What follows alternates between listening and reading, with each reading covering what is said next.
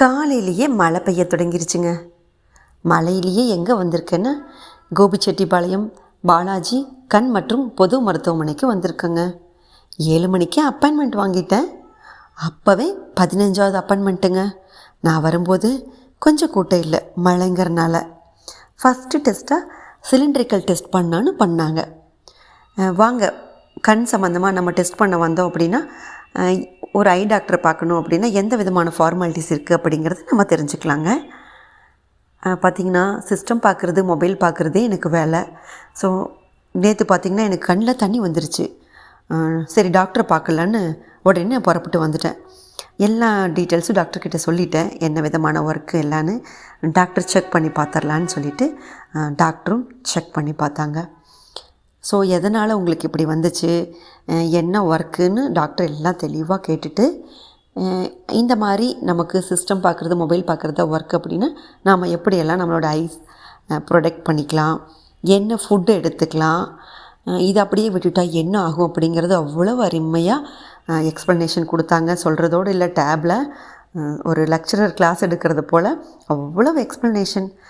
நம்ம பெங்களூர், கோயம்புத்தூர், சென்னை இந்த மாதிரி இடங்களில், மாநகரங்களில் தான் இப்படி நமக்கு சொல்லுவாங்கன்னு நான் எதிர்பார்த்தேன். பட் கோபிச்செட்டிப்பாளையத்துலேயே இப்படி அருமையாக நமக்கு, அதாவது எக்ஸ்ப்ளனேஷனோட சொல்கிறது அப்படிங்கிறது, ட்ரீட்மெண்ட் கொடுக்குறாங்க அப்படிங்கிறது எனக்கு ரொம்ப ஹாப்பியாக இருந்துச்சுங்க.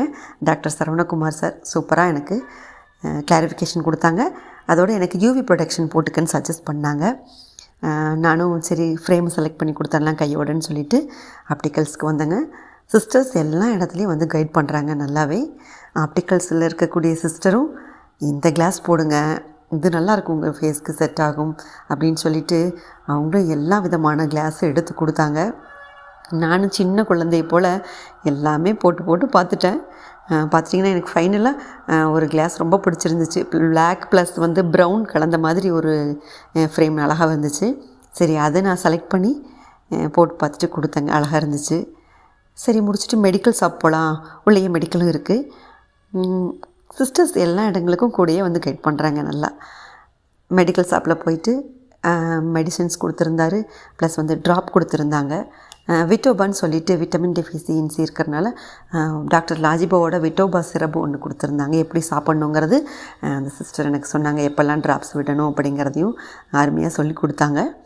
அங்கே வந்து பார்த்திங்கன்னா ஜிபே ஆப்ஷன் இருக்கிறனால நான் அமௌண்ட்டை பே பண்ணிட்டேன் ஜிபேயில். நம்ம கண் ஆப்ரேஷன் பண்ணணும், கண்ணாடி போடணும், கண் செக் பண்ணணுன்னா கோயம்புத்தூர், சென்னை, பெங்களூர் தான் போகணுங்கிறது இல்லைங்க.